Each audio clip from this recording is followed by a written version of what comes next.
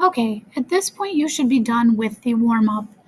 So we're going to go over it now, so make sure you make complete corrections because when you are finished, this is going to be collected.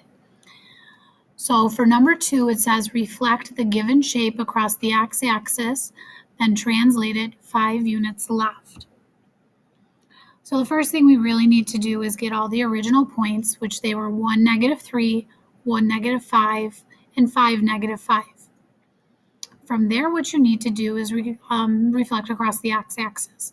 When we reflect across the x-axis, we keep the x value the same and we change the sign of the y. So an example for the first one, 1, -3 would change to +1, +3. So the 1 stays the same and the 3 changes signs. The same would go for the rest. 1 would stay the same, -5 changes to +5, 5 stays the same, and -5 changes to +5. Now from there, once you graph that, you could actually just do the translation yourself and find the points, or you could use the rule. When we use the rule, the big thing that we need to do is if we are going 5 units left, the rule says that we need to go subtract 5 from the x value.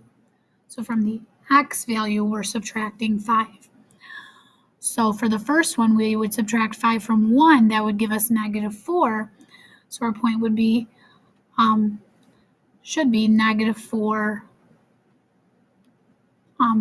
3. And so what we should do at this point is we should, that should be a negative sign that I forgot to write in there, so please just add that in. Same thing with here, we'd have 1 - 5, which would be -4, and then we would have 5 - 5, which would be 0. So it should be -4, 3, -4, 5, and 0, 5. And then when we graph it, this is what our 3 graphs should look like. We reflect over the x-axis, and then we translate each point to the left 5 units. So that's what it should look like. All right, for the next one, we had translate the given shape 6 units down, then reflect it across the x-axis. So of course, first thing we want to do is figure out our original points. So our original points were 1, 3, 5, 3, and 5, 5. Now what you can do is you could have just counted 6 units down from each one of these and wrote your new points.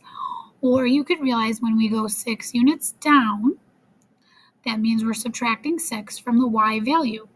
So we would have 1 stay the same, and 3 - 6 would give us -3. Then 5 stays the same, 3 - 6 is -3, and then 5 stays the same, and 5 - 6 is -1. So we would graph that. Once you do that, you can reflect it across the x-axis. Remember, when you're reflecting across the x-axis, you want to be the same number of units above the x-axis as you are from the y-axis. And when we're just looking at points, reflecting of the x-axis, you keep the x the same and you change the sign of the y. So for this one, if we had 1, -3, it's going to become 1, 3. Then we have 5, -3, you change the sign, so it's 5, 3. And then 5, -1, you change this sign, it becomes 5, 1.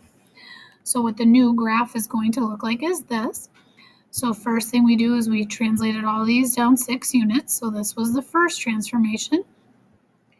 Then we had to reflect it across the x-axis, and there was our flip. You see we're 1 below, so 1 above. 3 below, 3 above. 3 below, 3 above. And you have your 2 triangles. The last question, number 4, of course, the first thing we want to do is find our original points, and we had 4 points this time. -5, 5, -5, 1, -3, 1, -3, 5. We wanted to reflect across the y-axis. Now, of course, you guys could do that on your own. If we're 3 units this way, your new one would have to be 3 units that way, and so forth. Or you can use the rule. When we reflect across the y-axis, x changes signs and y stays the same.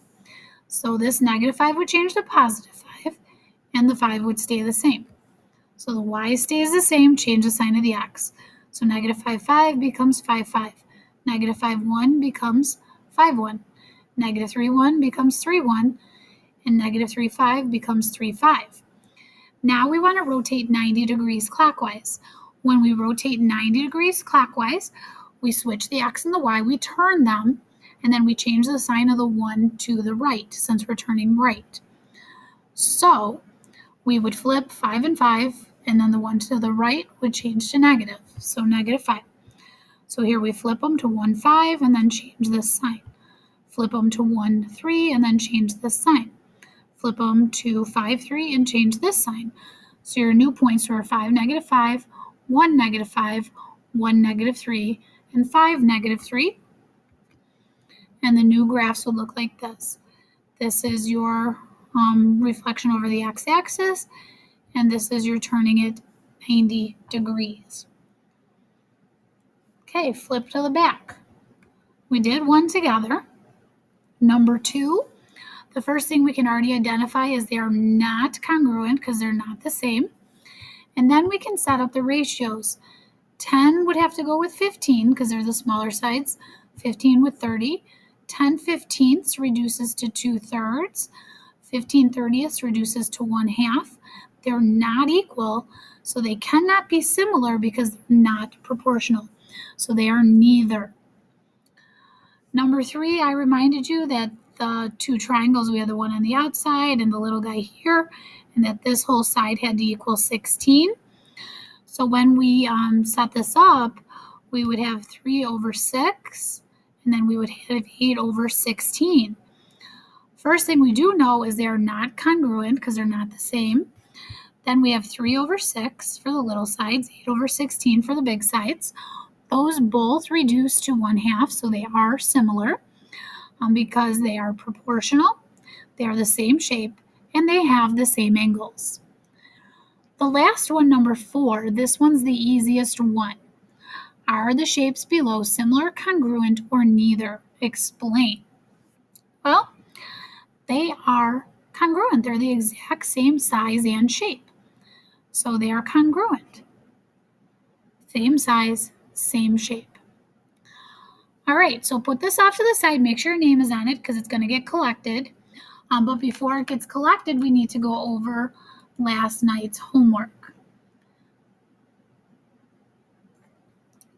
So for the first question on last night's homework, we wanted to know, or Monday's homework, I'm sorry, is there a proportional relationship between the corresponding sides of each pair of rectangles?